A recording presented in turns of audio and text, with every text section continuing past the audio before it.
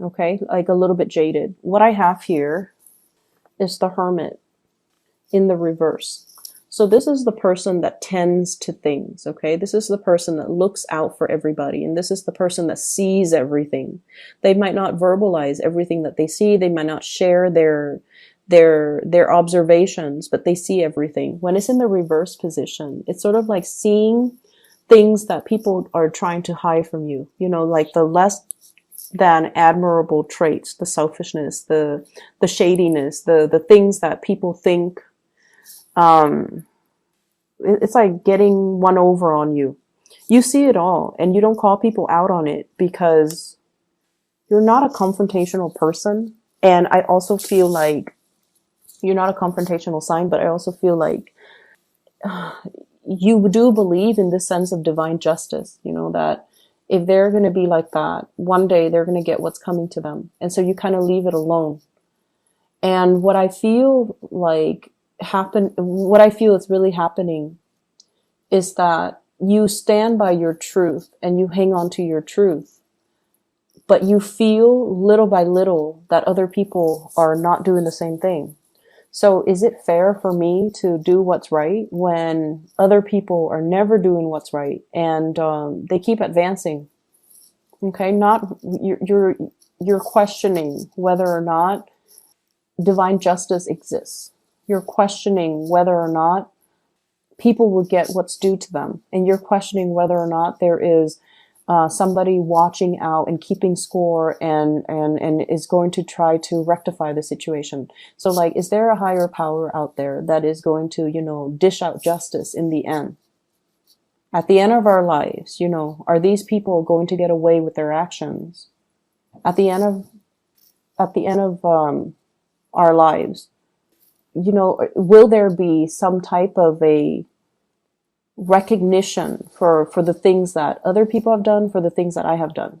So I feel like there's some big questions that you're asking yourself, that you're encountering. And it just feels to me as if your faith in people has been a little bit shaken. Okay. Once again, I'm seeing like, you know, it's exhausting being on a Virgo.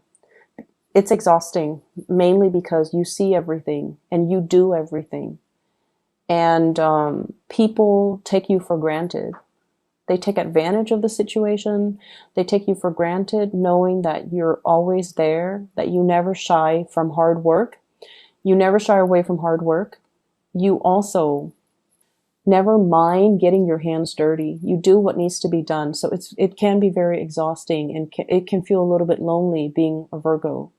You do a lot for other people, and yet the other people are the ones in the limelight, are the ones getting the recognition. This is the week where you are going to get the recognition that you deserve. Okay, this is the week where I feel like people will start to thank you, will start to see, will start to match your contributions. Okay, so there will be some events happening for this week where you're going to be in the limelight, and you don't crave the attention in the limelight just for, you know, the fame and fortune. I feel like you want to set an example.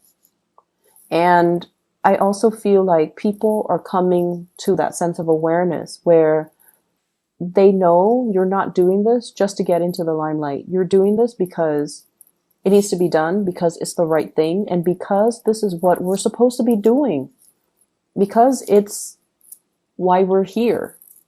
We don't want to tend to a dead garden. We don't want our plants to die, right? So we have to rearrange. We have to shuffle around. Yes, it is a lot of hard work. Nobody wants to do it, but it needs to be done.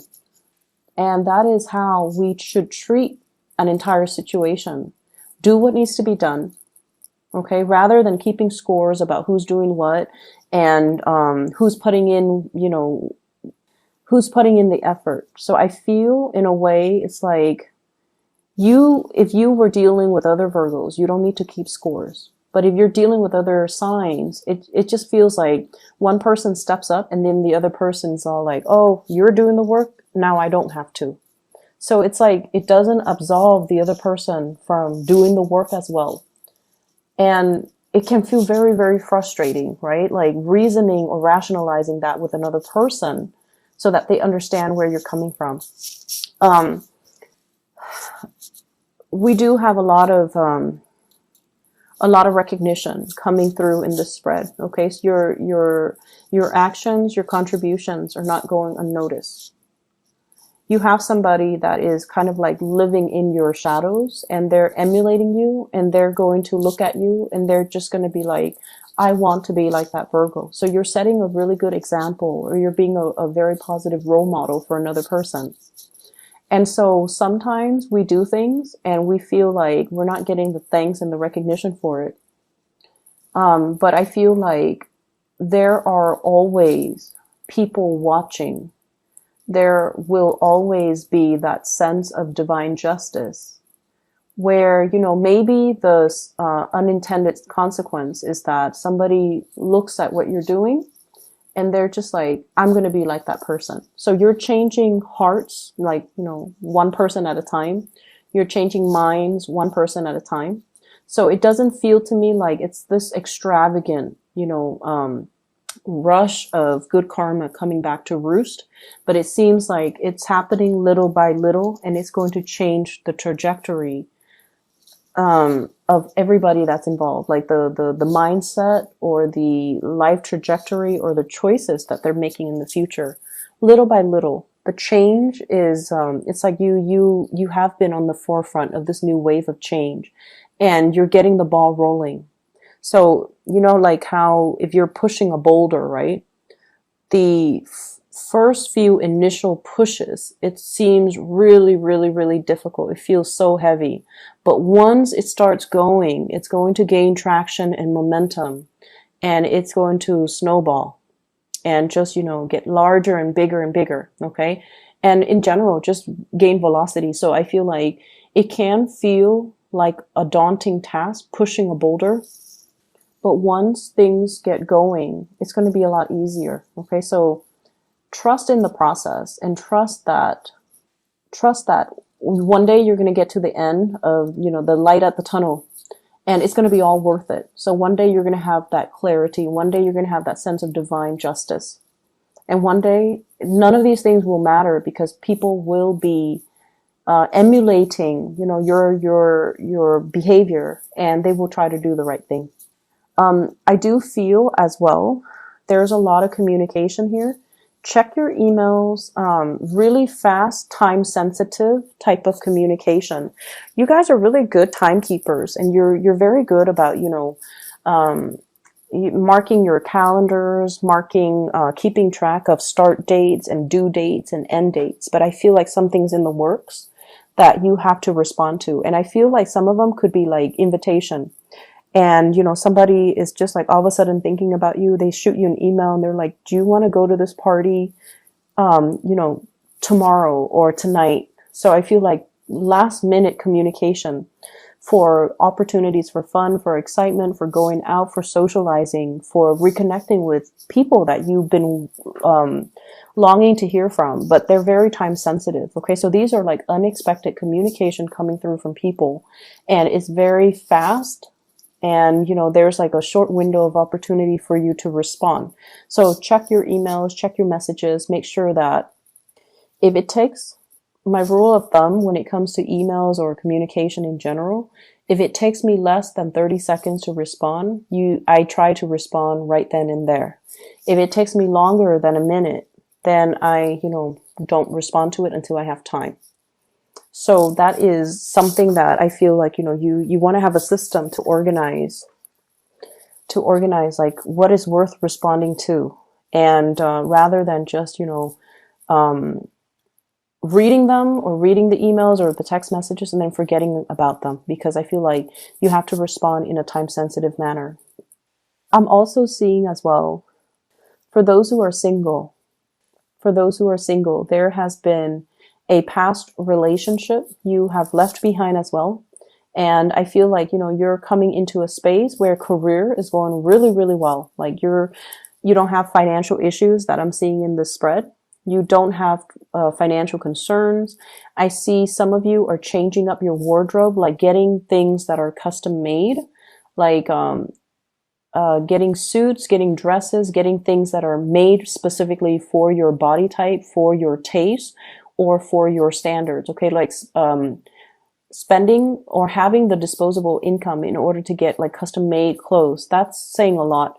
And I feel like some of you are losing weight. You're taking your clothes in. Some of you are, I feel like, I don't see weight gain so much, but I feel like maybe you're going to the gym and so you're like filling out in all the right places. And so you're getting clothes that are a little bit more form fitting. Okay. To, you know, accentuates your best assets. So I definitely see a lot of new clothes, a lot of like reinventing yourself, getting haircut, getting hairdos, getting like a new color, hair color, changing just the way that you look. And maybe I see like you're doing this because you are putting yourself out there in the dating world, or you have recently landed a job where you're very visible in the public eye, so you have to look a certain way. So either way, it looks really good. Okay, so you're splurging. You have the disposable income to do so, and I feel like it's looking really good. Um, I'm also sensing as well. We have here the sun in the reverse position, and the sun it seems to me like shying away from the spotlight.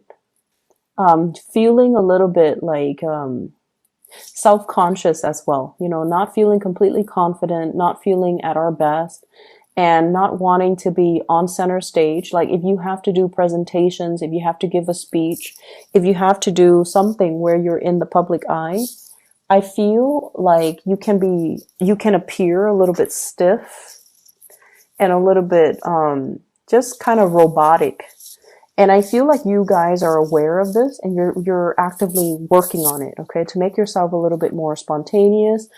Like if you're in front of a crowd giving a speech, you want to know, like, what do I do with my hands?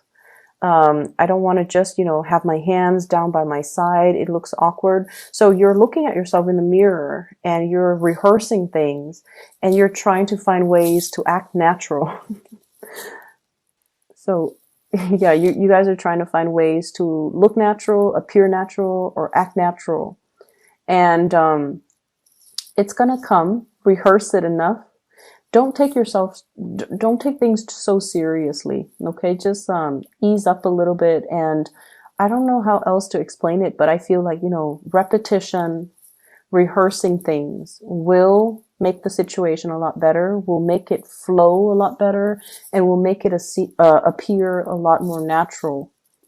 You guys are natural orators. Like you speak really well, and when you speak, you guys are experts in your field. So you don't, you know, go around and blab about things that you don't know anything about. Like you're actually very cautious about sending out the right information. You're cautious about how you come across. You're cautious about how you speak.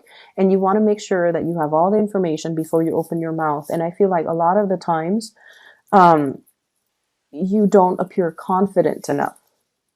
And so rehearsing things and, you know, letting things flow naturally. Don't rehearse it word for word. Group them into cause and effect. Group them into, you know, chronological order. So as long as you have an understanding of what comes first, what comes second, what comes third, then you would already know how to logically arrange and recall the information so that you don't have to, you know, remember or memorize something verbatim. So that process is going to help, okay? I feel here, let me see. I see a fire sign, so a Sagittarius, an Aries, or a Leo. This is somebody that could be a family member, could be a lover, could be an ex, okay? But I feel like they're kind of careless. They have the best intentions in the world, okay? They have the best intentions in the world, but they're kind of careless.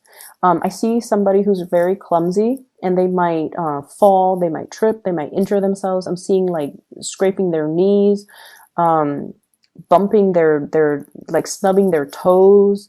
So they're very, very careless. And I feel like they're going to be around your space, or there's going to be a lot of interaction with this person, and they're quite comical. They're very careless. And I feel like Their communication is very clumsy. You're going to be getting a lot of communication from this person.